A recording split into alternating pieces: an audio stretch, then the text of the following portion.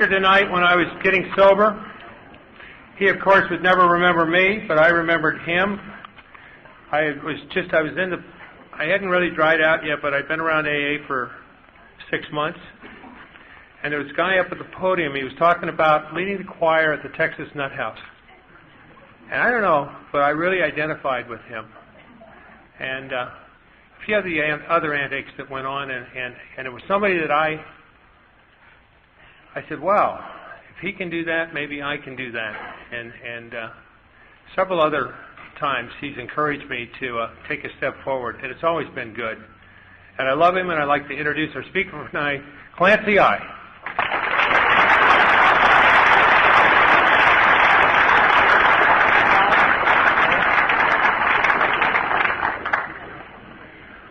My name is Clancy I, and I'm an alcoholic.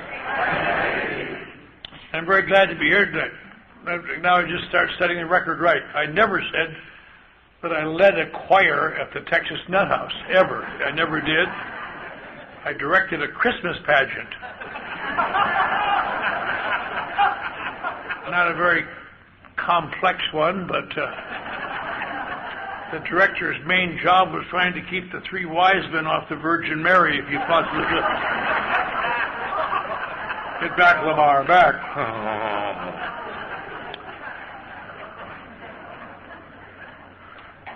But I'm happy to be here tonight. I just think that's the 18th trip I've made down here for this meeting. And I must say that this accommodation is considerably better than that hideous mechanics hall we used to be at. Although I got to like it after a while. I got to know all the plaques on the wall, but this has really got a little more pizzazz to it. I hate to get off on the wrong foot, but I am compelled to do this. Bill Wilson in heaven has asked me to do this on a continuing basis, so I'm going to do it. About 35 years ago in the San Fernando Valley, there was an old guy at the Canoga Park meeting named Bill Davidson, and he was kind of an old fanatic. And he was just he had strong ideas about things. One of his ideas that everyone in AA should be anonymous. Not only anonymous at the level of press, radio, and films, but from each other. Just nobody should know anybody. And what he would do when they would read the traditions, he would echo the last phrase. You say, hear that? Principles before personalities. They say, oh, shut up, Bill. Not going to shut up. Needs to be said. And then three or four young guys, one of whom I sponsored, I didn't know it at the time, but they would mock him. He'd say, principles before personalities. Principles before personalities. Is that right, Bill? Shut up. Not going to shut up. Needs to be said. You know, it got to be a joke. And finally, some boob from the Sylvan and Cedros group came over there to talk one night and heard this and thought it was some sort of a spiritual breakthrough they had and took it back and told his group, we should all join in and say principles before personalities. And so they did. And for about 25 years, in the central San Fernando Valley, there were about 4 groups who used to chant principles before personalities. None of them ever knew why. They just, and anybody go out there to speak, well, we're going to speak to them. We'll speak for the chanters, you know. It was kind of a laugh, which was all right. So nice to have a little microcosm of inanity in the middle of the San Fernando Valley. But then some other cork got out of the bottle, and the wind carried the microbes around the countryside. And now there's any sort of number of meetings. This was one tonight, where principles before personalities. Not only that, but they ended in chapter 5 for no reason whatsoever. God could and would have thought. They probably would join in the end of the promises, too, if they knew what they were. But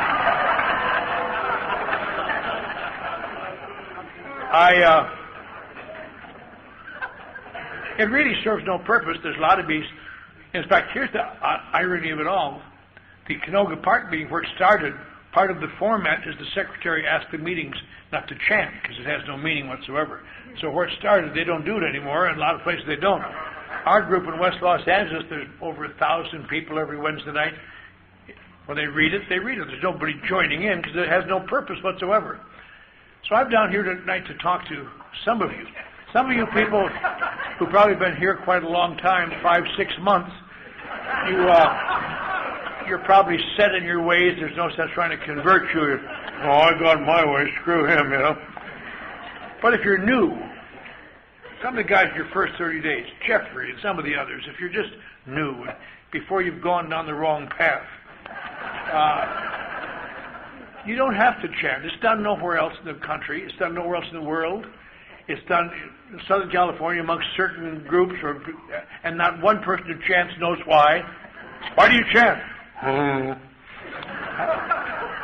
So all I'm saying, you don't have to chant. It's not part of AA. And nobody in our row chanted this evening. But because if you do chant, you're not doing anything for Alcoholics Anonymous. You're merely mocking Bill Davidson in the Canoga Park meeting, and he's been dead for 18 years, for Christ's sake. That's all. Is there anything else I want to say before I sit down?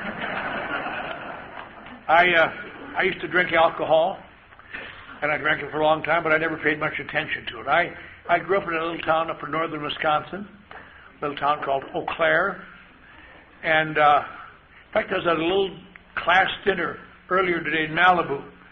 I wanted to get to drive as far in the rain as I possibly could. So I drove to Malibu in the rain so I could come all the way to San Diego from Malibu. And there's a little class dinner in our group. It's a very large group, so all the people who got sober in a given year get together and have a little dinner. This was the class of 1995. There were about 35 of them having a dinner. And in that 35, 3 of them were from Eau Claire, Wisconsin, which is some kind of a record for a small Midwestern town. And they're all goofy. But I grew up in this little town, and I was raised in something called the Norwegian Lutheran Church. Most of you have never heard of the Norwegian Lutheran Church because it isn't big in this area.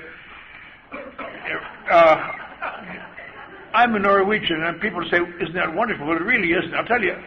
Let me tell you what the Norwegian is like.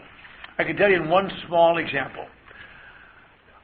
I was talking in Oslo a couple of years ago, and they took me up to 100 miles north or so where my grandfather and some of his little brothers left there. A whole bunch of Norwegians left in the 1880s to come to the United States, to get out of that terrible climate, to get to comfortable climate.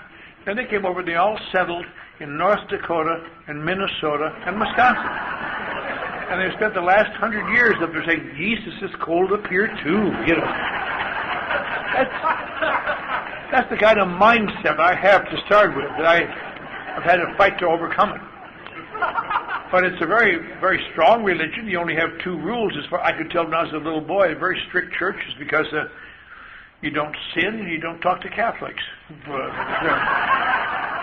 Seems reasonable if you want to go to heaven. But I was kind of a nervous and restless kid, and I found out later in psychoanalysis that the Norwegian Lutheran Church had repressed me. Remember, I had tears in my eyes thinking, if they only known.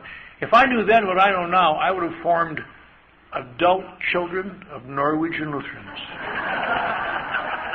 We could have hired a couple of codependents and sat around and been pissed off every week. But when I was 15, the Second World War started, and I was nervous and restless. And one day I told my mother I want to go up to Superior, Wisconsin, and visit my aunt. She packed my little bag and gave me my little suitcase and gave me some money for bus fare. And I got a ride from a guy to Minneapolis, and I hitchhiked to San Francisco. I had no idea where the hell I was going, just to San Francisco. I remember standing outside of Minneapolis. Already I was further than I'd ever been away from home. This was 100 miles. And I knew the hitchhikers, I'd ask them questions. You stand on the highway and I stopped. And the car stopped and I said, where are you going, kid? San Francisco. I said, so am I, hop in. And away we went. Turned out he was in the Navy, going back to a ship.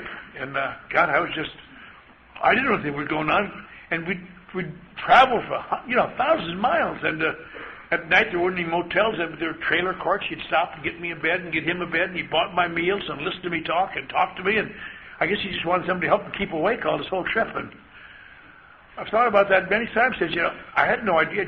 I'd never hitchhiked. I just thought you tell people where you're going and they take you there. What do I know? And as we get to San Francisco, I was telling him I was going to be in the Marines and go over there and kill Japs. And he said, "You're really kind of small." I was about this big then, a face full of pimples. He said, "You probably wouldn't get in the Marines or anything else at the moment, but they're crying for merchant Marine guys. I'll tell you what, you go to the Coast Guard office. I'll show you how to get there. Tell them you want to be in the merchant. Tell them you're 16 for sure, not 15. And see if it happens."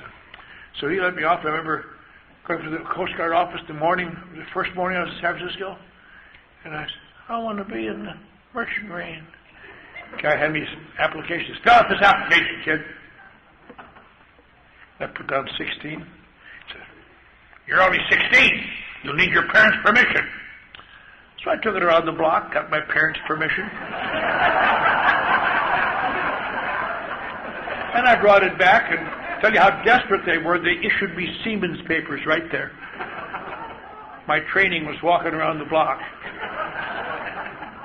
And he said, "Well, okay, but these are temporary. You'll get some permanents in the mail in. We're crying for men down the National Maritime Union. Get down there right now." Some showed me how to get to the National Maritime Union, and down Montgomery Street, my little bag, and had me sign a check, or a waiver saying take the union dues out of my next check, wherever that was. The guy said, "Hop in the car, kid, quick." And they drove me and another guy over to the Embarcadero and says, "Here's your ship. Get on it quick. There, we need 2 guys." And I got on this enormous ship. And I just got aboard, and they raised the gangplank, and away we went to the South Pacific.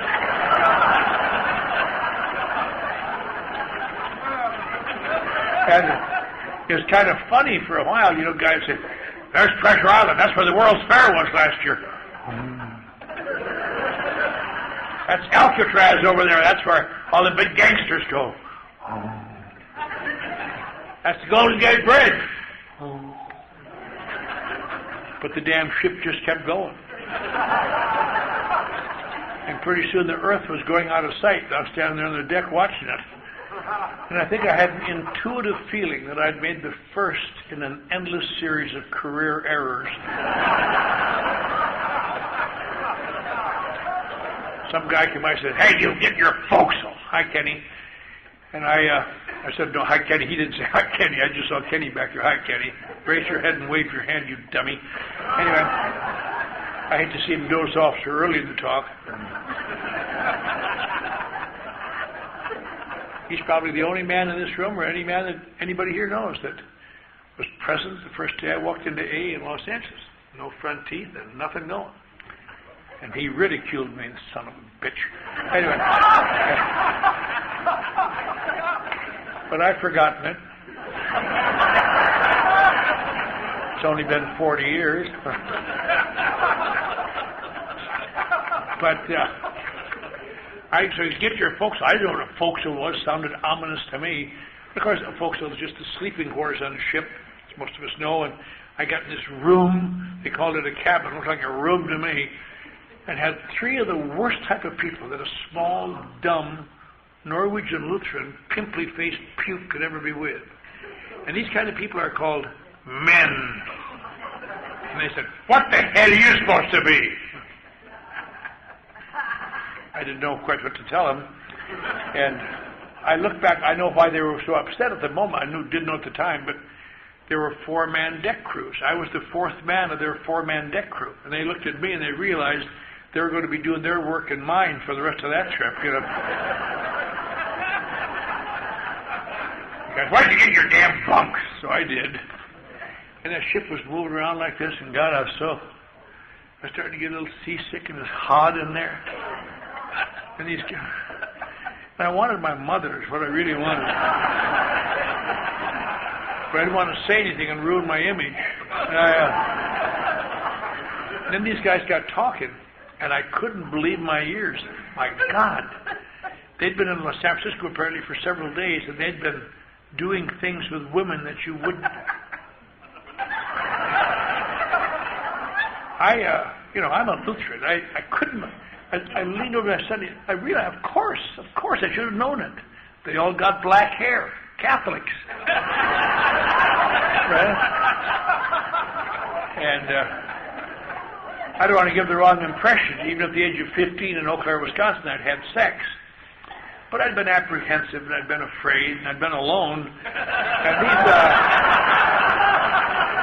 And these guys were doing it with people, if you can imagine that. And I just had to tell you that was a terrible start. And then, but I hung around. I was dumb. After a couple of days, I found my role on the ship. Every ship, I guess, has one, or every military unit. The ship fool, you know. After I got to know my way around, hey, kid, go down the engine room. Tell them we need a left-handed wrench. Hey, kid, look at the bridge. Tell the captain we need some elbow grease. On and on. One day, these guys used to sit around and they all had carried their whiskey in their sea bags. They weren't supposed to, but they did because they're very loose. And one day, the guy turned to me and says, "Hey, Junior, you think you're man enough for a little snort?" And he shoved that bottle in my face, and I drew the line there. Because I may be dumb, but I'm not a sinner, and I'm not a Catholic. And I couldn't think what to say. I just,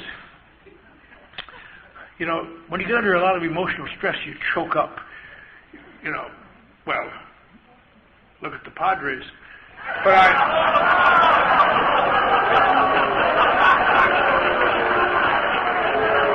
hey, I'm a veteran.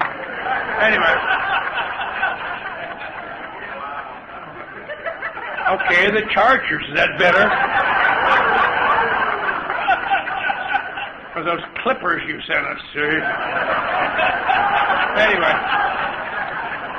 But I have a tendency under emotional stress to choke up right. You can't even talk. You just... I can just feel my pimples standing up.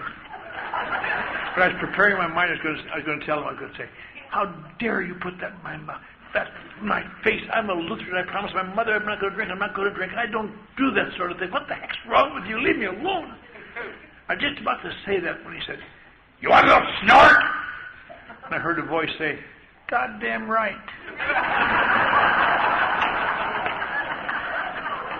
Turned out I'm a little weak under pressure, too. So I had my first drink of whiskey out of the first bottle of whiskey I was ever close to. And it burned my throat, and it burned my mouth, and it burned my stomach, and burned my throat, and burned my mouth, and burned his shirt. So I saw him. Get the bottle, little son of a... God, I don't know to this day anything that is more painful than public humiliation. That makes people kill people, right? If I had a gun, I'd have shot him. If I'd have been bigger, I'd have smashed him. I didn't dare hit him. I thought later there was one thing I might have done. I'm glad I didn't think of it. It'd have thrown me overboard, but I might have. Lean over, you. Yeah. Take that. Give him one in the old eye just to teach him a lesson. But as we continued across the Pacific, every day I'd sneak into that guy's sea bag sooner or later and try to take a drink of that stuff. Because I wanted, and I'd throw it up and have to wipe it up so they wouldn't know. And I hated it, but I so desperately wanted to be accepted by these people. God, I've done that all my life. I just wanted to be accepted, be a thought of man. I had no idea that wouldn't do it. But as we were coming into Pearl Harbor, they were still digging up ships off the bottom. And I was down there taking another drink. The day before my 16th birthday, I took a drink of this crap and went down my stomach and stayed there. That's the first day I didn't throw up a drink of whiskey. Then I couldn't breathe. I thought, why did I do this? And all of a sudden, something strange happened. I found myself feeling significantly better.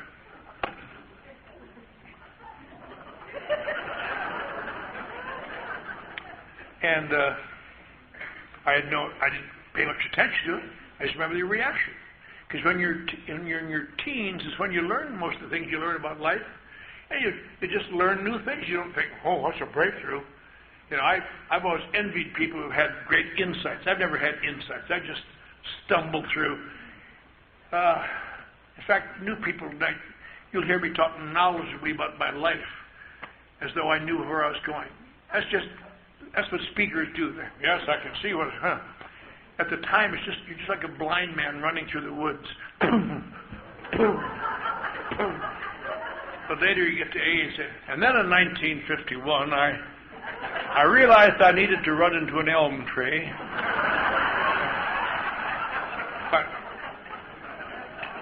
I heard a guy say a few years ago, he said, when I held that first string down, I knew I'd gone into a new garden of experience with many flowers and fruits to be savored in the coming years, until I left that garden to come to this wonderful program.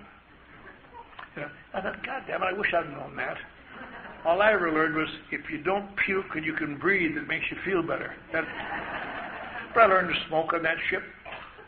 Nobody I knew smoked, but they all smoked, so I smoked and puked and smoked and puked. And one day I smoked and didn't puke, and I smoked 2.5 to 3 packs a day every day for the next 40-some years, until I realized I was going bald. I want to say something. I said this before, but I want to say it one more time, because I think about it. In California now, I haven't been able to smoke, but a few years ago they took out part of my vocal cords for a different reason. But he said, you get shortage your vocal cord, you better not smoke anymore. And I was able to stop. He had told me 20 times that I might die if I kept smoking. To stop me. But he implied I might go mute.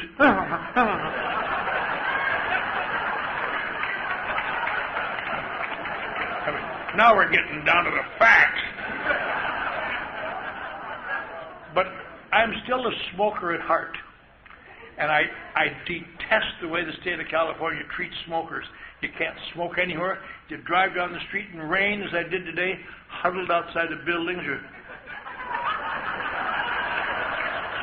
a bunch of lepers that should have carry a bell. Unclean, unclean, unclean. Not only that, but prying goofs feel they have the right to come up to you and denounce you for smoking, strangers. They were doing that my last year of smoking, a few of them. And I just wanted to say, go get screwed, leave me alone. I finally thought of an answer, and then I had to stop smoking. Because for any smokers in this room, I'm going to give you a tool that if you use it wisely, you'll be thankful to me as long as you live. I'll guarantee you that they will never ask you why you smoke again. If they come up and say, why do you smoke? Here's an answer that'll stop. Why do I smoke? I have a feeling that one of these days they'll find a market for phlegm and I'll be rich.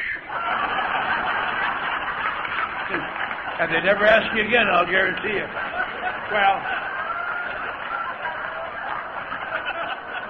just think, there are probably 10,000 AA meetings going on in the world right now, and you were at the only one that could have helped you at that point. But I learned about other things. Later on, I got in another ship. I knew a little bit more. Then finally got to be 17. I went to the Navy. And then the Navy, I was in the Naval Hospital up in Northern California. They were being sewed together, and they passed around some tests. I always been good on tests because I read a lot. And I did very well in this test. My dad's a teacher. And they gave me a high school diploma, which didn't seem like anything worthwhile. Even, what do I care? But it did shortly thereafter, because I went home after the war, and they allowed me to go to college. Because I'm still a junior in high school. I was able to go to college with the first class of veterans, 1946, which was very fascinating when I look back at it. It just seemed normal at the time, but it was, unless you're old, you wouldn't remember it, but it was the one year of its kind in the whole history. For the first time ever, the last time ever, millions of people got out of the service all at once. And they all had the GI Bill, and they could all go to school. And many, many hundreds and thousands did.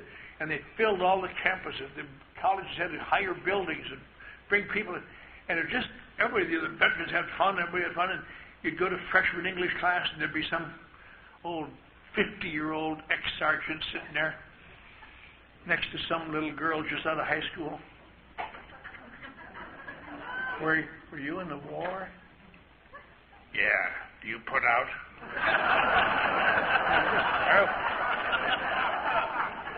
I fit right in.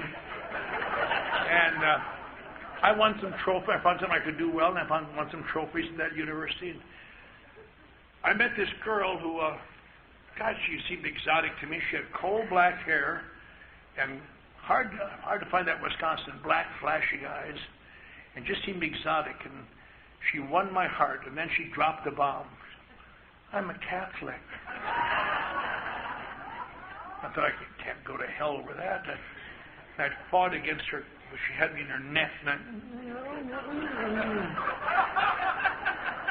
So we got married, and God, my grandmother went into a 2-year depression. Just, oh, Sonny, you're going to be so sorry. And I went out in the world. I became a sports writer, newspaper sports writer, which to this day is my favorite job I ever had. And then my wife began to show the manifestations of Catholicism that I didn't know about, and that really changed my life significantly. There's something they never tell little Lutheran boys, or maybe they don't tell anybody, but if you marry a good Catholic girl, you're about to have a big family. Whether you plan on it or budget for it or not. I became a national distributor of small Catholics. I remember talking to my wife and saying, "Can't we use birth control?" She said, "No."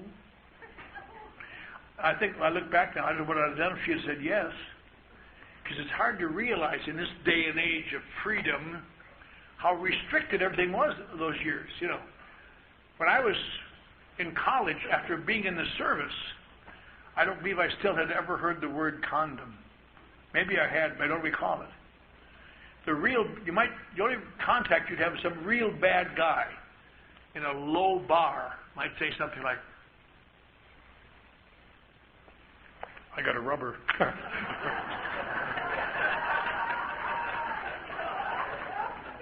And even these guys wouldn't dare go in and buy them, because you'd really have to find somebody really depraved, just nitwit, depraved fool.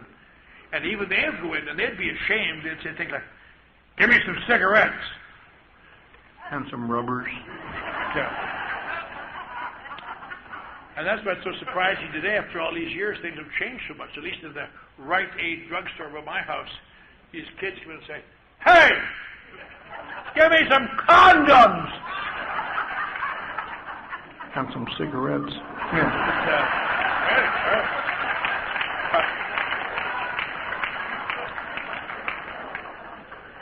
But I had to get better jobs. I got into advertising and public relations. I worked around the country, and I was very emotional, and that was considered a sign of creativity, at least to me. And I'd get good jobs. I'd go to the city, get my job, and bring my wife and children in, and I'd get the job first in the town. I wouldn't like the town anymore, and I'd get in a beef with somebody, or I'd drink too much. Because all these years I drank and smoked and did all the things I ever wanted to do. And I'd get the beef or lose the job and go to a new town. I was a writer. I had good writing samples, so I could get jobs. And all these years, I look back now, and I realize now, and I've realized for some time since I've been at AA, what drinking meant to me then. At the time, it didn't mean anything to me, just something I did. But I can look back and see what drinking does for people like me. I can really get a feeling of, it seemed to me, I guess, for much of my life, and occasionally now, when I'm not feeling well, is that there's something missing in me.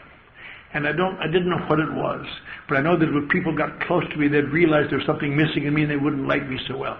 So I'd keep them at a distance. I was at a distance. Once you get kind of loneliness in there sometimes, so you have somebody get close, and then they don't really like you after a while, so you get a turn. And it wasn't until I was sober for some time and listening to many inventories that I began to understand why I've traditionally, most of my life, had difficulty in one-to-one relationships, especially in those years. And the reason was quite simple. When you got nothing going inside of you, when you feel not a great deal of self-worth, you must get your approval and worth from other people, without even being aware of it. So that even being aware of it, I fall into a series of demands on people that I seem close to. And the demand is always the same. I can see in retrospect. Just treat me special all the time. If you treat me special, I feel average. If you treat me average, I feel rejected. And there's nobody going to treat you special all the time. After a while, part of the acceptance is treating you normal. And when they start treating me normal, I knew they didn't like me anymore. Screw you, I didn't like you anyway. And on and on. And drinking changed that. When I drink, I feel like I'm enough. I feel like I'm more than enough. How you doing, baby?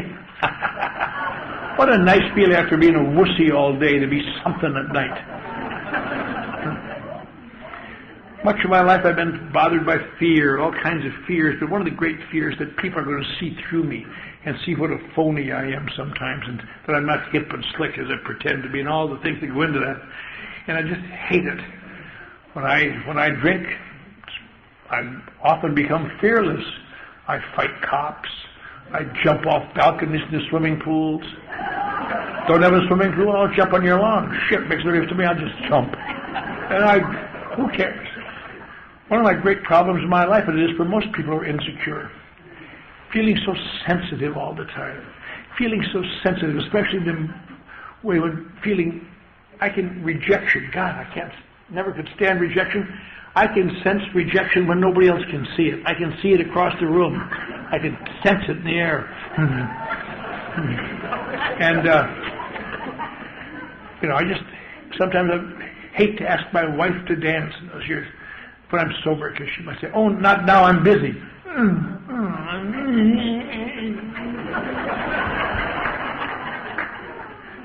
I've discovered when I have a few drinks, it's all different. The best way I know to describe it, I must have said it 1,000 times, it's still the best way I know. I'm sure it's happened to guys in this room. Sit at night, late at night in the bar, having a few drinks, thinking about how they're screwing you around down at work. Brown nosers getting ahead. Men of integrity being held back. And as you drink, perhaps you notice a miracle slowly take place out of the corner of your eye.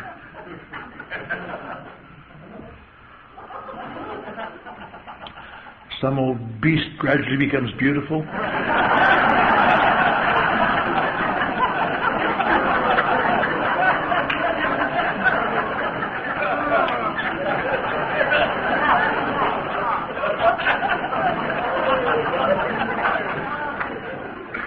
I might sidle over to such an old queen at closing time, imply there will be delights beyond her comprehension. She'd like to join me in the old Chevy. If she would say, "No," God, if I were sober, I'd just cut my wrist right there. "Oh, I'm sorry, I didn't mean to bother you. I didn't mean to." When I've had a few drinks, it's all different. I don't feel rejected. I feel sorry for her. Too bad, bitch, don't come begging tomorrow. Well, what a nice thing drinking is for people who need it. Sometimes I drink too much that sometimes I act bizarrely, they say. So when I was still a kid, almost, 1949, I guess, some friends of my family said, "Clancy will get in trouble if he doesn't do something about that drinking when he's drunk." There's this new thing in town called AA, apparently, where they can cut down on their drinking. So would you like to go to it? I said, "Sure." I went to AA in 1949, and about 10 old fools sitting around in a room with gray hair and burned out old boobs. I mean, I felt sorry for them, but Jesus, I don't know what they said, but it seemed, my memory is that they said things like, "I stayed drunk round the clock for 25 years. One day I walked through that door, and they told me to put the plug in the jug, and I did. And I've just never felt so goddamn happy."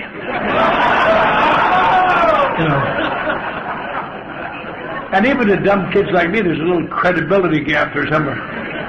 "Why don't you tell your face?" Well, I hung around AA for a while, and I left again, and I went to AA again. Next year I was working in a different city, the heat was on. From then on, when I drink too much, AA wasn't very well known. And so you could always tell employers, it had a nice mystique, say, "I'm going to try that new AA for my drinking." Good. That'll make it all right. So that'd give you at least a few weeks to discover where you're going to go next. And it gave you a little cushion. But mainly, I knew that my problem was not alcohol.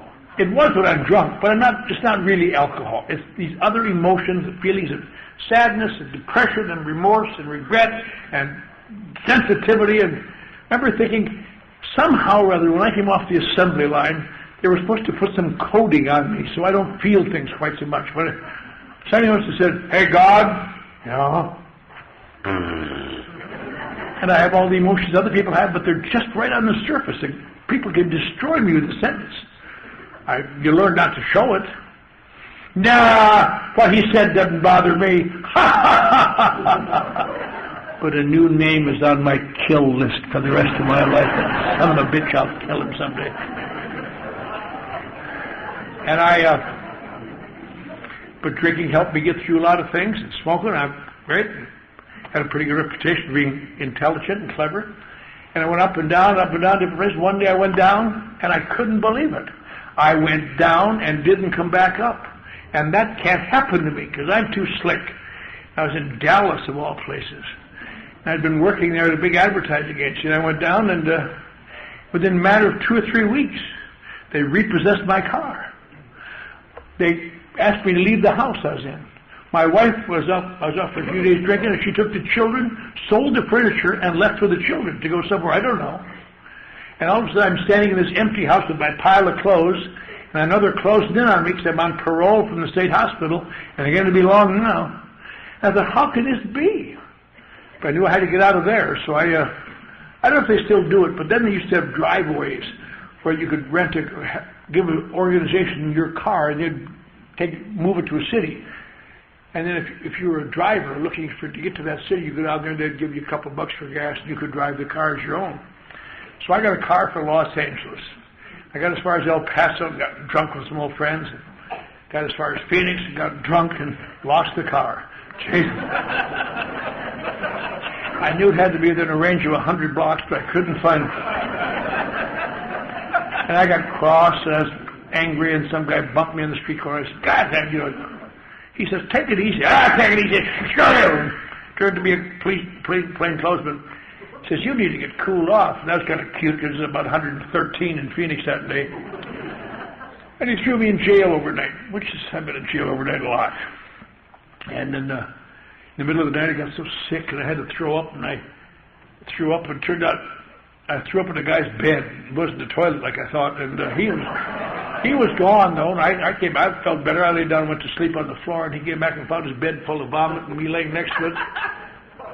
You think that's funny? Wait till I get to the part where I get leukemia. You'll like that. And he just kicked me. He said, damn you drunken bastard! And kicked my front teeth out.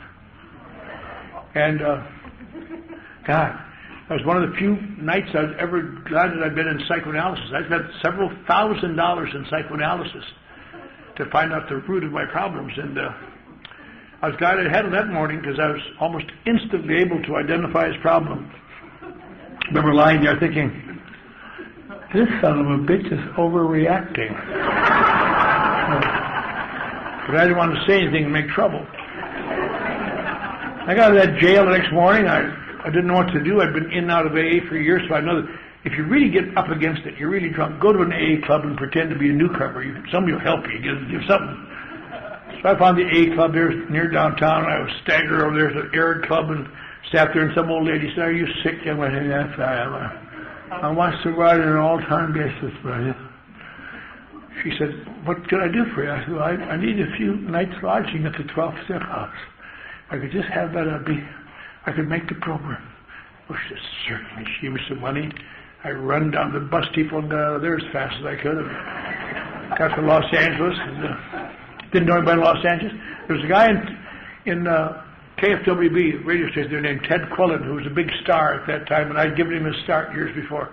Not to see him, and I looked terrible, but I said, Ted, I've been in a terrible accident. And I'm waiting for my insurance to take care of me. Geez, can you give me, and he gave me some money. I said, sure, Clancy, God, yes. And I drank and went around town, just crazy places, didn't know where I was going. And finally, I ran out of the door, and I come back to see him again, and while I said, Ted, I need a little more money. He said, you haven't had an accident, have you? You've become an old drunken bum. Get out of my station. Don't come back here. I was humiliated. And I was around, and somebody took me to the AA club. He said, maybe let's do AA. And I said, no. They dropped me off at the AA club. And I gave them a ration of crap and went on with my business. And one morning, I found myself in a situation that a person of my background and intelligence and ability cannot be in. Two big guys were throwing me out of the midnight mission on Skid Row. and say, and stay out of here, you damn bum. And I try to explain to them, I'm not a bum. 3 years ago, I was on the faculty of the University of Texas. Ads that I helped write, the old L.C. Delmer ads for the Borden Company, were running that very week in Life and Time and Saturday Evening Post. I've had my picture in the New York Times for one of my achievements. How many people do you know have had their picture in the New York Times for one of their achievements? But it's hard to explain these things in midair.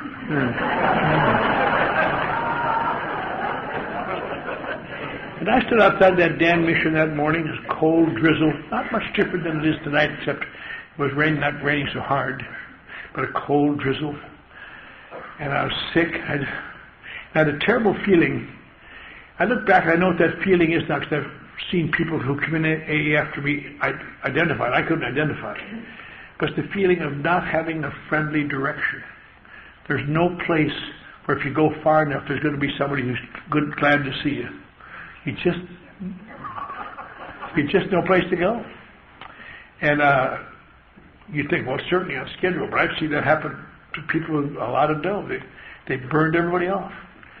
If some old guy would come up to me that morning and said, you know, Slim, you're dying. You're down to about 125 pounds. You've lost your wife and children. You'll never see them again. You've lost your career.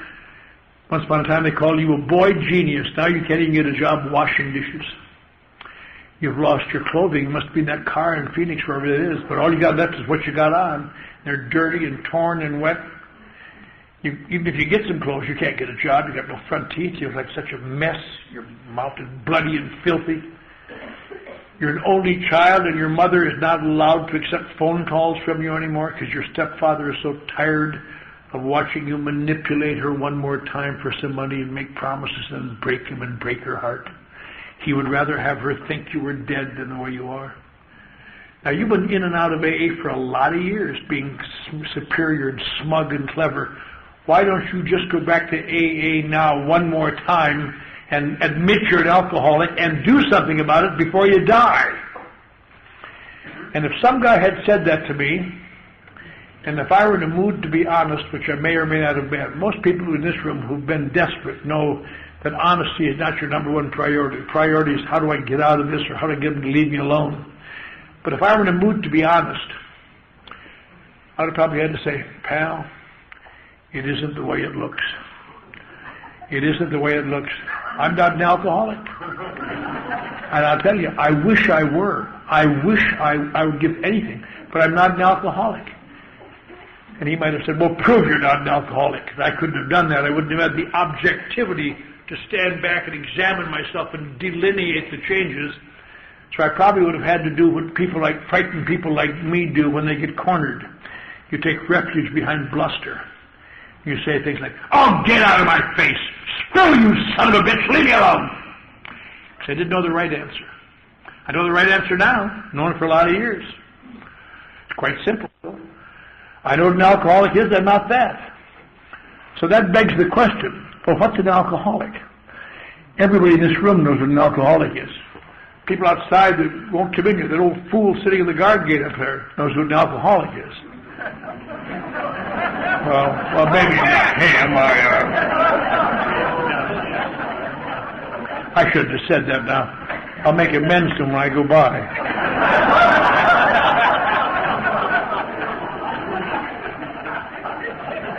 I told him I was a speaker and he didn't care.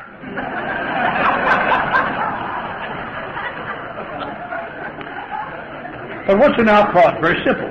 Alcoholics are people, you know, when they drink, they seem to have a lot of pain, and there are people so often they drink and they get in trouble in their lives, get painful, emotions get out of whack. They come to AA, somebody takes them to AA, and they clean up their act, they sober them up, clean up their act, and then they feel better after that. Isn't that true? You hear different specifics, the stories are all different, but the basic thrust is always the same. Oh, I drank a lot, and I got a lot of trouble, I came to AA, and I cleaned up my act, and now I'm feeling better. And that was the one thing I could never overcome in my life. I drink like an alcoholic. I've been in jail more than most alcoholics overnight, just things. I've been in state hospital, I've been in veterans hospital in a padded cell. briefly. But the one thing I know there's something wrong with me, no question about that. I've known there's something wrong with me since I was a little boy. And I've fought to disguise it. I don't exactly know what it is, but I want people to find out. But I know that it's not alcohol for a very simple reason.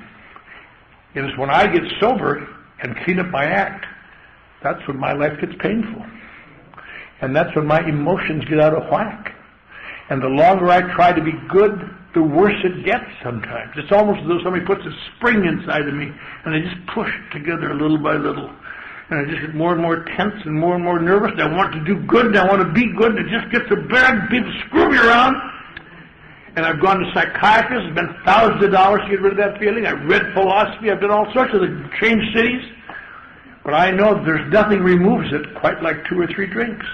And it gets rid of it now. So I drink. And people think, oh, his problem is drinking. And they don't realize I'm not a drinker. I'm a feeler. And I have to drink to stand it. But how do you explain that to anybody? You don't even know it yourself. And sometimes they get drunk again. And they say, oh, gee, you're drinking too much. You ought to go to AA. And you have to say, gee, thanks for the advice. But inside of you, a voice just wants to shriek, but you don't understand. Doesn't anybody understand, for Christ's sake? Doesn't anybody know? Where do I have to go to find someone to tell me what's wrong with me so I can do something about it? But nobody came up to me that morning. I just stood in the rain. And I remember this damn AA club I'd been in. All I didn't remember anything about it except I remember the streets. I hadn't heard of either one of the streets, Fairfax and Wilshire. I said to some guy, where's Fairfax and Wilshire? He said, well, does Wilshire to come all the way through here? You have to go up Hill Street, over to Hill Street, cut over to Wilshire, then go west. And I did that. And I walked and walked and walked and walked and walked and walked in that rain. Years later, I counted my car. That's 72 long blocks. That's a long way to walk when you're sick and desperate. And a guy asked me one time in New York, how could you possibly walk so far when you were so desperate? And of course, the answer is quite simple. That's the only time you can. You could do it no other time unless you happen to be terribly desperate. Then you can do whatever you got to do. And I saw this club and I felt embarrassed. I remembered it then. I'd been in there and made a fool of myself. But I had to get out of the rain, and went in there, and they weren't glad to see me, and I wasn't glad to see them. And not only was it a club, but the worst type of AA club. It was full of AA fanatics. Jesus. I know nothing more depressing to an intelligent, non-alcoholic slipper than to have this wave of fanatics. Keep coming back. Read your book. Let it them. Oh, what do you mean? Get a spot.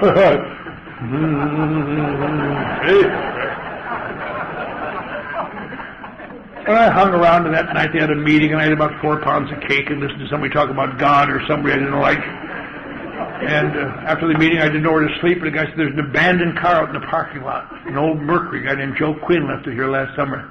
I said, are you trying to tell me I can sleep in an abandoned car? I said, yeah, good deal, huh? Yeah, thanks a lot, pal. I really appreciate it. I got up in the morning, next morning was Saturday, they had a spiritual meeting where they talked about Jesus or somebody, and I had about 4 pounds of cake, and then I found a little room on this 3rd floor, not very many people knew about it, where they had a TV set.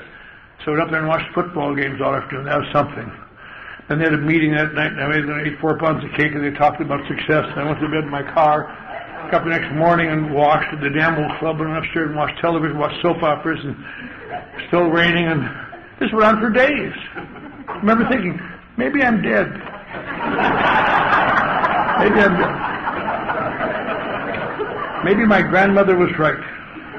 Maybe this is what hell is, just having assholes tell me about AA 24 hours a day.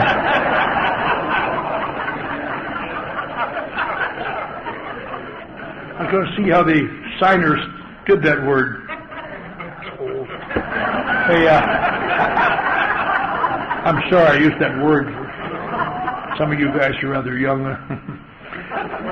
And I had no idea that day or thereafter that would be my sobriety date, because I had no intention for it to be. Of all the times I ever got sober, that was the least time I ever wanted to stay sober. Because staying sober to me is just beyond belief. I had stayed sober once in my life. I gave it all I had. And I had a very good reason. You may wonder if you have a good enough reason, can you stay sober? You can. I was in jail one night, just overnight, another carouse. And that was the wrong night to be in jail because my son died that night. And I felt so terrible when they found me and they told me about it. And I had a bunch of little girls and one little son, and he died. And I couldn't stand it. I went to his little casket. I remember that weekend, just my mind, my brothers-in-law came in and my in-laws came in, and nobody said an unkind word to me. They just sat around the living room. But in their eyes, you could just say, "You dirty son of a bitch, you." Although they may not, because it wasn't anything I could have done anything about it, but I felt it was. And I put my hand in his little casket. I said, "John Immeslund, this will never happen again. This will never happen again." And I was working in Texas, and I got drinking a little bit, and then I got drinking out of the hand, and somebody pointed out to me, "You're getting out of hand." So I said, "That's right. I promised my son this wouldn't happen," and I stopped. And I stopped, and I felt ennobled by stopping. Boy, I'm going to stop, that's it. And you can stop for a while. But one day, eventually, one morning you wake up and there's the spring, and away it starts. And I just got more and more tense. I didn't like the job. My children knew I was doing it for. Their noise. "Mary, take your sisters and go to your room." "Jesus, not Daddy. Sorry. Daddy's sorry. Just that Daddy doesn't feel good." I know I needed a few drinks badly, but I promised my dead son I couldn't drink, so what do you do then? So one day when my wife took the children to Mass, I pulled the car in the garage and took the hose and the exhaust pipe and shut the car door and went to sleep and died. And a guy next door heard the motor running, noticed I didn't come out, and walked over and found me dead, I guess, over the wheel, and pulled me out and they breathed my mouth and punched my heart and rushed me to the hospital and examined me, determined I was seriously emotionally ill, and put me in a locked ward. And a week later I was committed for an indefinite period, perhaps the rest of my life, to the State Insane Asylum in Big Spring, Texas. Now that's how I get when I stop drinking, folks. That's not really a big goal of mine, I'll tell you. I would still be there, except the next year they put in an alcoholic ward, the first one in the state of Texas. And by that time I was able to feign being an alcoholic and got out as a recovered alcoholic. I never had another drink until I ran out of Thorazine. But that's, stopping drinking holds no pleasure for me. And I never had another drink. And I don't suppose anybody who ever slipped as long as I did, 10 years, and been sober as long as I did, something over 40 years now, doesn't look back and think, what was different this time? God, what was different? Because not only for my own information, I'd like to be able to convey it to others. After all these years, people still send me long-term slippers from other cities on the bus. "Go see Clancy. As though I got some magic answer." I don't have any magic answer. A couple of them sitting in this room tonight. I don't have any magic answer. I can communicate a little bit, and I've had some fortune. In fact, I was about 4 or 5 years sober. Remember, I really felt I had it. Because people pointed it out to me, and I realized it's really true. I have the uncanny ability of talking slippers into sobriety. And I did it again and again. People brought me slippers from San Diego and Oceanside and other places. And it was like a miracle, except for one thing. Pretty soon something else appeared. I could not keep them in AA. They all left again. I couldn't imagine why. I'd given the story why they should be here, what AA can do, and they still drank. I couldn't, what's wrong with these people?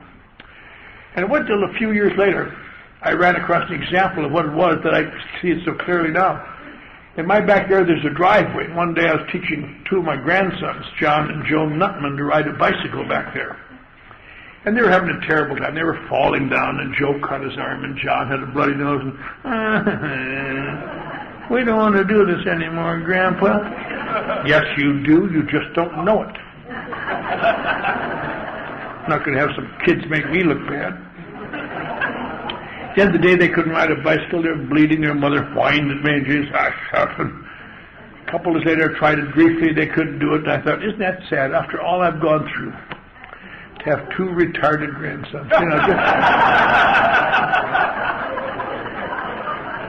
I released them. I learned that from watching an Al-Anon wife. I just released them.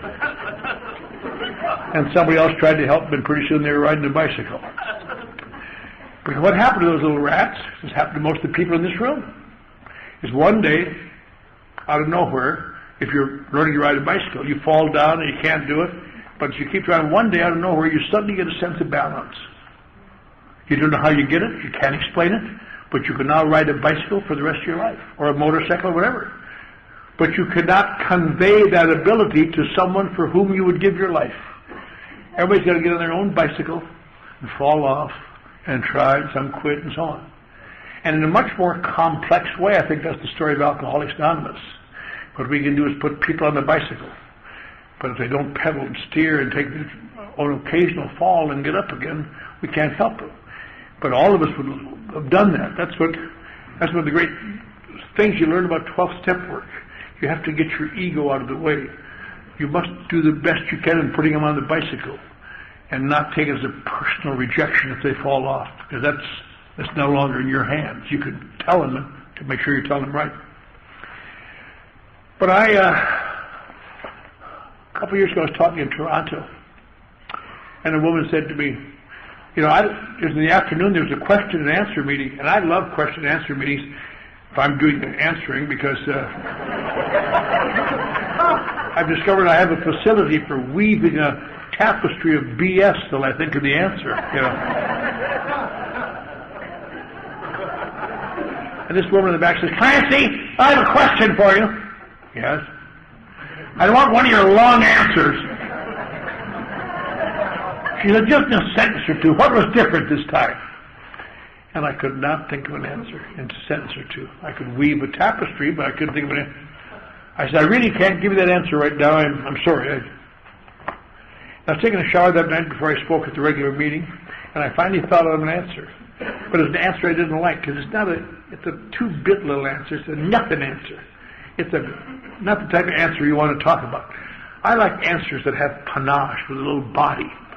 I'd like to have these new people tonight leave here and say, "Did you hear what Clancy said? Wet birds don't fly at night." "Did you hear what Clancy said? Never mind if the horse is blind, keep loading the wagon." They mean nothing, but they give the newcomers hope.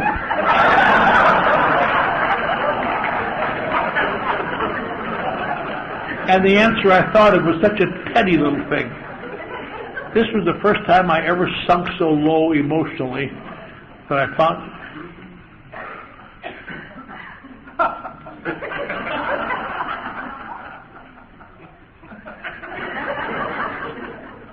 Ready?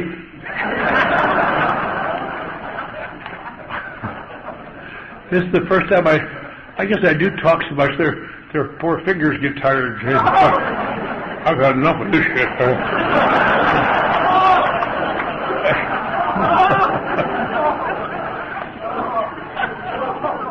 This is the first time I ever sunk low enough emotionally to allow myself to take actions that I thought were stupid and I didn't agree with, and I had no value for me whatsoever. And I took these dumb actions. I'd never sunk that low before. I didn't even intend to take the actions, but I found myself surrounded by all these people. I look back and I think, what's the secret of why I stayed sober? I think one of the great reasons is this. I was surrounded by AA fanatics.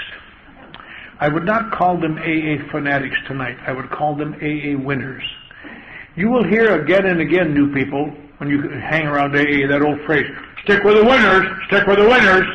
But who are the winners? They're not identified. They don't have a little badge, winner,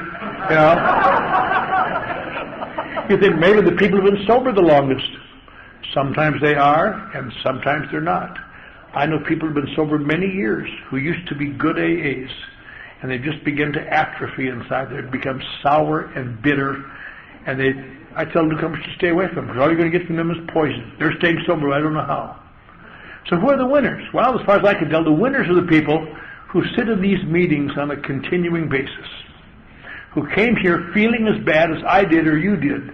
That's one of the hard things to come to understand, new people, that we talk about all the things that happened to us, but you can only feel so bad. You can only feel so bad, and everybody in this room has felt as bad as they can feel, sooner, more than once, many times.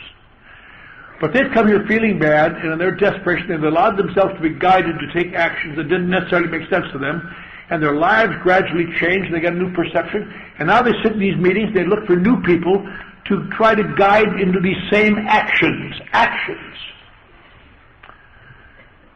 Now they tell you to stay away from the losers. Well, who are the losers? Hard to tell. Sometimes they're fun people, they're effervescent people. But one, if you ever hear this, you know this person is a loser, and you stay away from them as far as you can. And it's such an innocuous little thing. They say things like, oh, you don't have to do all those things. You don't have to do those things your sponsor says. That's just BS. I don't do them when I'm sober. And they literally can kill people. Among the amends I had to make, I had some difficult amends, but the ones that were, I couldn't really do it, but I had to try to go back to this Alano Club in San Francisco and say, well, the three people I talked out of the meetings getting drunk with me in 1955, if you're here, I'm sorry. Or back to the Logan Square group in Chicago. When I left here in 1951, those two guys and the girl, we went downstairs to Logan Square Lounge and got drunk, and I hope you've survived. Just there's people here that are just lethal. I was one of them. But you stay with those people. And why do you want to stay with the winners? What's the purpose of staying with the winners? Because they are nearly always the activists. They are the ones taking the actions. And why do you want to take the actions? Because that's how you get better. I never knew that. But that's how you start to get better here. Not love, not surrender, not prayer. Oh, it's very nice. But our book clearly states, and I believe it to be absolutely correct, action is the magic word.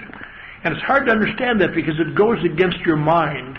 All my life, I'm used to therapists say, you come to us, we will change your thinking, and eventually your actions will change.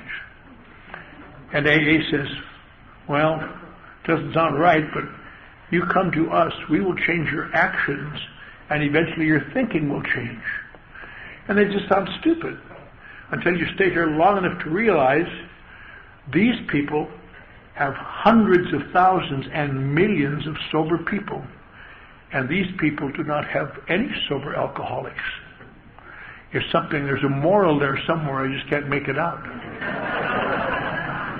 But you stay with the winners because they are doing things, and if you're with them and you don't have much going for you, you just do what they do. Not because you want to, just what they do, They all do it. I remember about 5 weeks sober. One night I was thinking, somebody reminded me about this. Standing outside the 6300 Club thing, I'm not going to any more goddamn meetings. I'm so sick of them going to meet. They're going to Brentwood night and hear the rich people be so successful. Everything's wonderful. I've got to hold up a 7-Eleven or something and get the money, get some front teeth, get some clothes, get to New York, be something. I'm going to die on this street, sleeping in an abandoned car. I can't live like this. I just had it all in my mind, and I heard a guy say, "Come on, Clancy, get the car, we're all going to the meeting."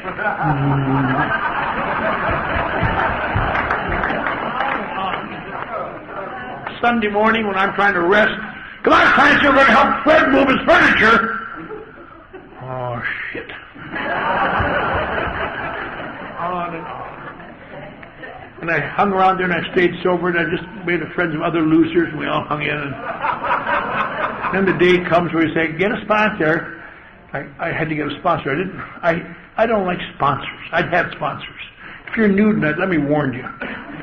Sponsors have a terrible need to stick their nose in your business. I saw this guy used to be in and out of the club, and he was an actor, and he always played loving roles, uncles and cousins. His name was Bob Bailey, not a star, but a character actor. I thought, he's my man.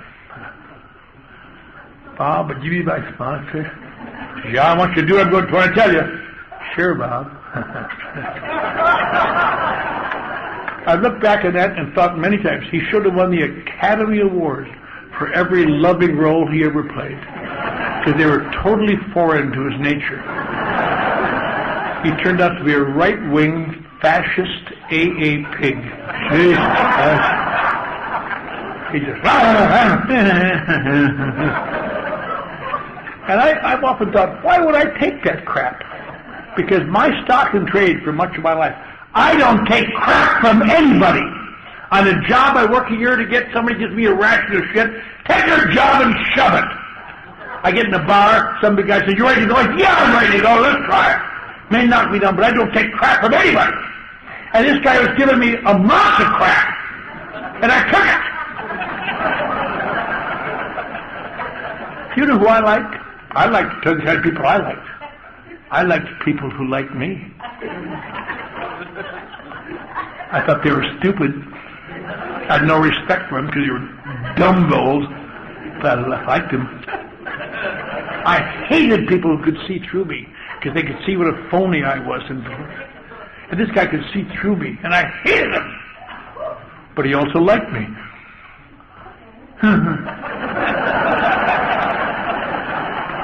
I did things to get a pat on the back from that old guy I wouldn't have done for Jesus or my mother, nothing.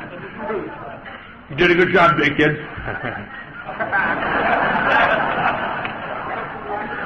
And he gradually got me to take actions that I thought were stupid, and I did them. And I stayed sober. I didn't do very well. I remember going to him one day, Bob, you know, I'm living on an abandoned car. I'm living on cakes and donuts, mainly. Sometimes guys give me a hamburger. One guy, Jerry, what's his name, gives me an apple every once in a while. Says, "Can you eat this? I'll kill you, you bastard." And he said, I said, "Bob, I can't live like this. I'm living like an animal. What am I going to do?" He says, "Get a job." I said, "Get a job? Look how terrible I look."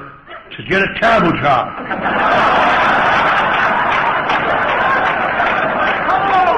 That was the first direction I really followed. And little by little I stayed sober. Probably the biggest turning point from then on. There's a lot of millions of little turning points. When I was 6 months sober, a guy named Mike Ross got me a job as a dishwasher at the Gaiety Delicatessen. I got fired after 2 days for my attitude. And I walked out there, I thought, I'd been staying at a guy's house, Jim, and his wife made me go back to get out of there because I'd been putting out cigarettes in their rug or something. I don't know. But anyway, I was back in that abandoned car. I'd been for 2 days. I was going to count on this money to get me out of this abandoned car, and I can't hold a job as a dishwasher at 6 months, and I used to be something. I might as well be dead.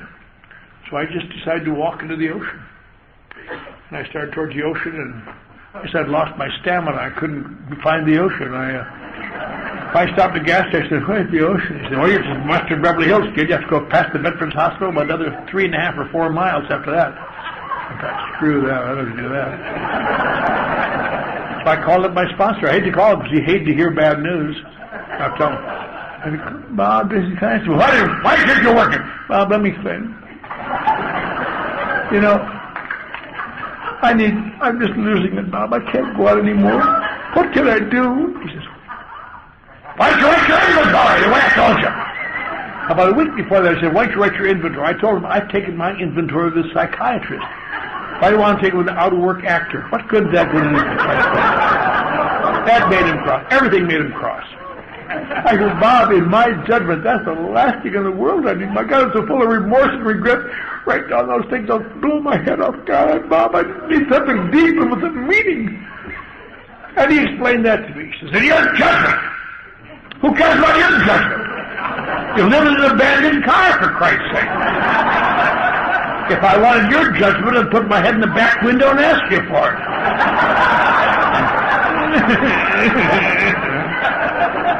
I hung up on him. I punished him, son of a bitch. And I came out of that, I was so mad, I came out of there, good thing I turned left. If I'd have turned right, I'd have been in the ocean, but I turned left. I got back to that AA Club, I said, "Someone give me some paper, I wrote my inventory." And I wrote for about 2 hours. I put down things I would never told anybody. Just dirty, petty mess. People used to say to me, "Why don't you tell those to your psychiatrist?" Because if you're paying that kind of money, you can't risk rejection. That's why. "You did what, sir?" "Get out of my office. But first, wash off that chair."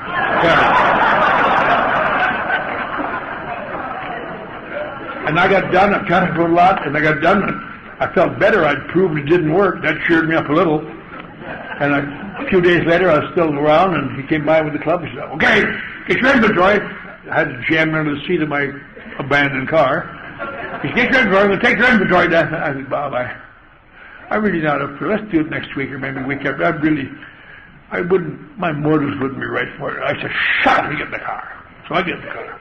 He drove from Santa Monica to Oxnard. He gave me a flashlight, and I read this thing. It was even worse after I read it. Jesus. And if he's going to make me get off in Oxnard, I'm going to have to walk 40 miles back to Santa Monica and maybe be killed. I got up there and I got, so that's all about? Is that all there is to it? Yeah. He reached over and said, that's the best thing you've done since you got sober, kid. I thought it was. I've taken that trip over 200 times since then, on the driver's side, with some other puke over there with a flashlight. Well, let me explain this part before I read it.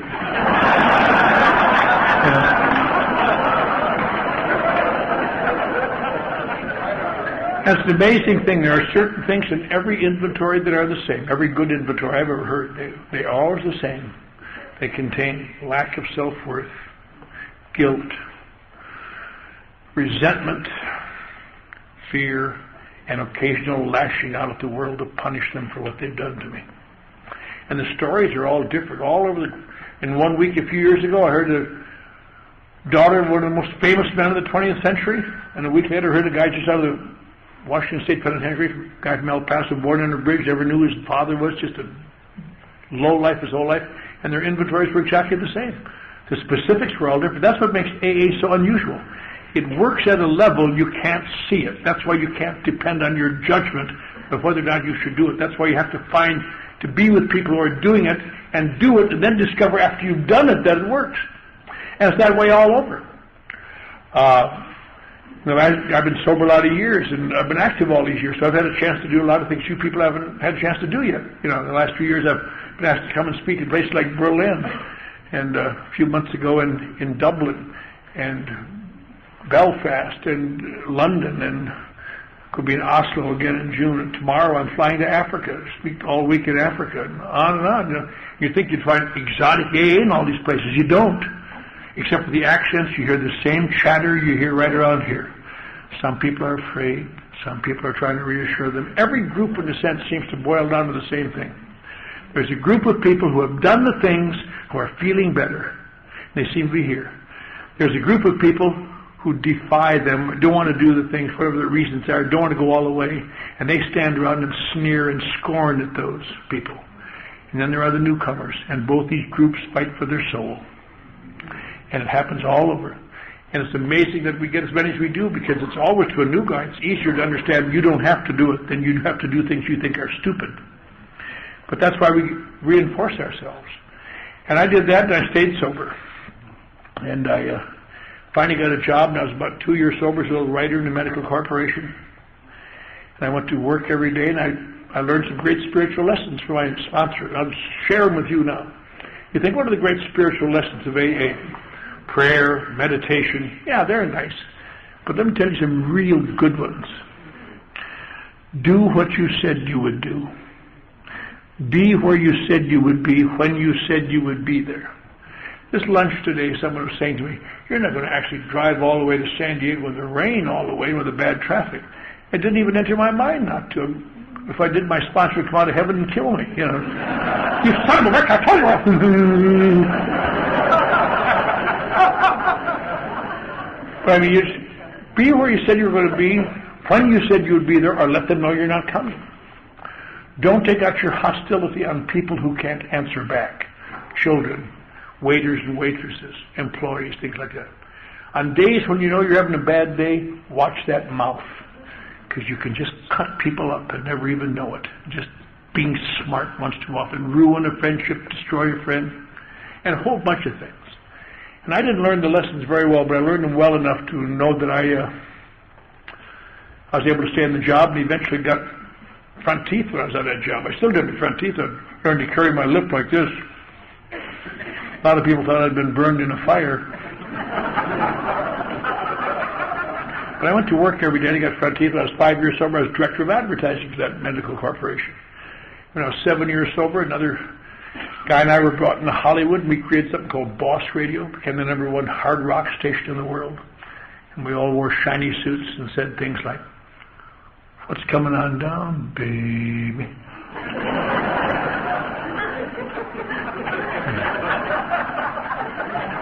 When I was about 10 years sober, I was downtown doing public relations with oil companies. 15 years sober, I was a marketing director in Beverly Hills.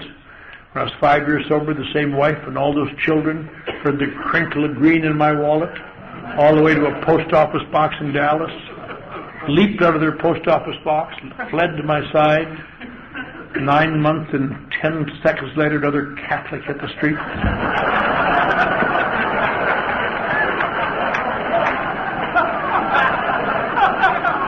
Thank God somebody bought me a metronome. It sure beats coitus interruptus or whatever that hideous torture is. And now they're all grown up, and 3 of those kids are in AA. They're all having 10 years this year. The rest of them aren't in AA because they're not alcoholics. I live in a house out by the ocean in West LA. A couple months ago, I paid the last payment on a 30-year mortgage. Who would guess such a thing, for God's sakes? I live comfortably. I've held the same job I've held for 25 years.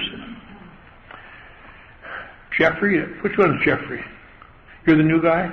I want to tell you something that's going to make you feel a lot better. I've got it all together, and you haven't.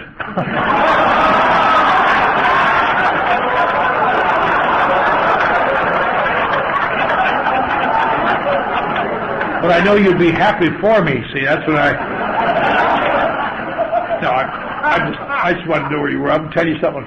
All the things I've talked about up till now are absolutely true. In the next 5 minutes, I'm just going to give you a 5-minute talk now. This was the introduction to a 5-minute talk. I'm going to talk to you, Jeffrey, and the rest of you new people. The rest of them can all go back to their meditations. How do you get out of here?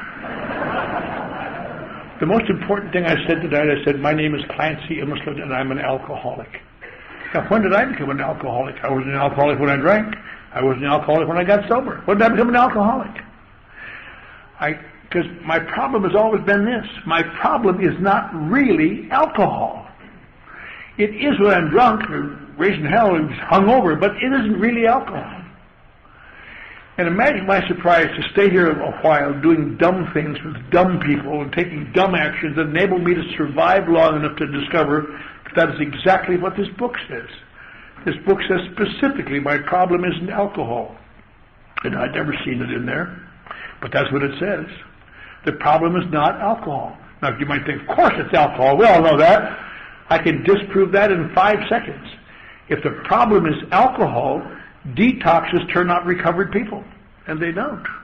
Treatment centers turn out recovered people. Jails turn out recovered people. They don't. They turn out sober people with varying amounts of information. What may be wrong with them? I'll guarantee you, if they be like me, unless something dramatic happens after that, sooner or later, they will always eventually begin to drink again. The spring will hit. Well, if the problem isn't alcohol, what is it? Some sort of deep-seated mental neurosis they're not telling us about. We have to find out by videotapes or something. No? Everybody in this room knows what's wrong with it, but if the new people may not know it yet, it is something called alcoholism. You say, well, that's the same thing, for Christ's sake. Alcohol, alcoholism, same thing. Not the same thing. Tremendously different. I could talk about that for 2 hours, but put it in one sentence. An alcohol problem is overcome by stopping drinking and cleaning up your act. Blah. But however, in alcoholism, this thing that to the naked eye looks almost exactly the same, this perception-distorting, mind-consuming, bodily eroding, eventually fatal thing called alcoholism, you'll discover sooner or later that stopping drinking has no significant long-term effect on your life other than to gradually make it so painful you can't stand it. That's what makes alcoholism a fatal disease. Sobriety always eventually gets worse than the drinking, and eventually you drink. You must have it. Our book says there are times when you must drink to preserve your sanity. But even that doesn't make you an alcoholic. One other thing must be present. You must be one of the 6 or 7 or 8% of people who have an unnatural reaction to alcohol. Which sounds nice, except for one thing. Nobody ever knows they have an unnatural reaction to alcohol because they have nothing to compare it against. It's like eating a strawberry. Does it taste unnatural to you? I don't know. It tastes like a strawberry. What the hell's unnatural? So what is this unnatural effect? Makes you stay drunk all the time? No, nobody can stay drunk all the time. They say they do, but they don't. Makes you act crazy? Some people do, some people don't. I've seen people die who have not acted crazy yet. So what is this unusual, tremendous, unnatural reaction? It's something so simple I wouldn't have guessed it in 20,000 years on my own. Alcohol must have the unnatural ability to almost instantly make everything all right, to almost instantly release the spring. Now, I think that isn't very much. It's much more than happens to anybody else. People who don't drink are not, or don't drink we do, the way we do, are not necessarily superior to you mentally or morally. When they drink, they don't get that reaction. They get, as they often say, they get a warm feeling, a little fuzzy, maybe another drink makes them dizzy, so they don't drink it. And for you and I, the first drink starts to bring some life, and the second one after that starts to make everything all right. And that's why I will never know why I never could figure out why they didn't drink, and they could never figure out why I did. And eventually it's great, you come to depend on it. Alcohol is much better than narcotics. I know, I've been working with addicts for over 25 years. I know something about addicts. I'm not an addict. But I know about heroin, a great feeling euphoria you get, but pretty soon you can't get there, so they have to take more and more heroin. Heroin addicts always die from overdoses trying to get back to a place they can't get to. And sometimes they'll volunteer to go into a hospital and get kicked through pain, and then so they can come back and get to that euphoria again. Cocaine gets you way up there, omnipotent, it's just wonderful, but it's a speed drug, and the side effects of speed drug are always the same: growing paranoia, growing discomfort, eventually terrible addiction. Now all of a sudden you have to get that, like crack cocaine, where you get a 3-minute surge, and you got to get another 3-minute surge, and you just will kill to do it. And alcohol, it just changes you. And makes it all right for a while. And one day you come to depend on it. But then if anything you come to depend on, eventually gets out of hand a little bit, so you got to stop. Then you realize, Jesus, what's the alcohol? There's all this crap going on. So you got to drink. But you can't keep drinking, so you got to stop. And you can't stay stopped, so you got to drink. That's called alcoholism. And today in America, where there's more sobriety than any place in the history of the world, it's estimated about 95% of alcoholics still die drunk. And I think it's safe to say a number of people in this room will die drunk. My sponsor who taught me that died drunk because he got mad at AA and stopped going around for a couple of years, and one day got him. And your mind tells you don't need this crap, and away you go. Now the reason I say that is because you understand what alcoholic is. That's why sitting here and learning things don't make any difference. It won't help you. You must take the actions. The purpose of AA is not to make you more and more sober. You're as sober as you'll ever be in 30 days. The purpose of AA is to little by little do what alcohol used to do fast. It takes people who feel like they're nothing and makes them feel like they're something most of the time. It takes people who live with fear, and I've become fearless much of the time. It takes people like me who are so sensitive to rejection I can't stand it. I still get rejected, but don't think it's a conspiracy. I've just realized if you see where they're coming from and try to understand that, then pretty soon you can resolve it. And what happens is you start to live in a modified way, the way you drink to felt. But it takes a while. You got to keep doing it. And there's one other thing you got to do. There's some days in your life are going to be terrible, terrible days. Everybody's been sober over a week knows that. There are just some days when you get up in the morning, by 10 o'clock, there's no hope for this day. Everybody is an idiot. They should all be dead. But so you've got to watch your mouth. So you have to just think to yourself, come on, midnight. Come on, midnight. Right. And you got to say, but that's part of living, part of being a human being. And that's why I'm here. I want to say one more thing. Then I'm going to sit down. I know many of you got long drives to get home.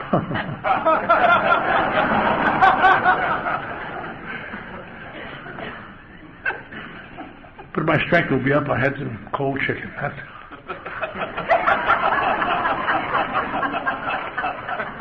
got a chance to see Tom's beard just a little grayer than it was last year. Well, you old guys are ruining AA. A number of years ago, or for many, many years, the worst disease, I've talked about this before, but I'd like to hear about it. The worst disease in the world, infectious disease, was smallpox. They cured the plague, they cured a lot of things, but they couldn't do smallpox. And it just wipe out cities. 1600s and 1700s, smallpox, nobody had no idea about bacteria or germs. It just seemed like some hand of God coming down and getting them. I have a book home called Bring Out Your Dead, written about Philadelphia in the early 1700s, where they just go through the city with wagons and say, bring out your dead, and you bring out your mother to throw her on, or your baby, whoever it might be who's dead, and just no understanding. England, a guy named Dr. Jenner, Edward Jenner, a young doctor, he noticed something that seemed it didn't make sense. Girls who worked as milking cows, as cow milkers, didn't seem to get smallpox. Now, why the hell would that be? So he got looking into it, and he discovered, well, not exactly true. A lot of girls who milk cows got smallpox, but not if they'd had something called cowpox. If you had cowpox, they didn't get smallpox. Cowpox was kind of a relatively mild illness they got over with. And he could see no reason for it. As you said, there's no germs, no bacteria, no knowledge of anything. But he thought, I got to see if this is true in some way to understand. And he bought a little boy named Jimmy Phipps. And he took Jimmy Phipps to where the girls had cowpox. He didn't know how they transmitted disease. He figured it must be this way. Cut a little slit in his arm, took some pus off a girl's eye, and rubbed it in the arm. And little Jimmy Phipps got cowpox and got sick and got better. So they took him over to the pest house where they're dying of smallpox. And he cut. This time he used a knife because he didn't want to touch this terrible stuff, and the blood and pus off a dying woman, and rubbed it in Jimmy Phipps's arm. And Jimmy Phipps got sick and got better. And for the first time they realized, and no way they could tell why, but if you got cowpox, you wouldn't get smallpox. And so from then on, they tried to talk people into getting cowpox. So some people would, some people wouldn't, because it's all superstition. Here's the interesting little thought. The word for cow in Latin is vacus. That's where the word vaccination comes from, injection of the cow. And 150 years later, they finally discovered why it worked. They finally discovered bacteria, microbes, disease concept. They discovered through microscopes that cowpox sets up a series of antibodies in the blood which stop the smallpox bacilli, but they didn't know at the time. And the reason I think about that sometimes, I think sometimes we hear in AA people say, newcomers will say, how does AA work? We have a very slick answer to that. How does it work? Here's how it works. Rarely have we seen a person fail. But that's not the answer. What they're saying is, why does it work? And nobody knows why it works. That's what you do, but why does it work? We're very similar to Dr. Jenner, and maybe 100 years from now, some scientist somewhere, maybe out in El Cajon, or some other advanced intellectual place,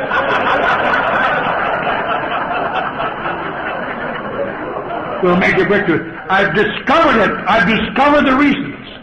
A series of apparently inane actions taken in a certain order under the direction of a dictatorial guide somehow sets up a flood of something to the cerebral cortex, making it unnecessary to drink. Yeah, we've got the answer. But we won't be around to see it. We'll all be dead. So we're kind of screwed. So we've got to tell you, Jeffrey, and all the other new people here, we're much like Dr. Jenner. You've got to take it on faith. I can tell you the people here that have got cowpox are not getting smallpox. So we can't tell you why. But you just get a sponsor. Take the cowpox.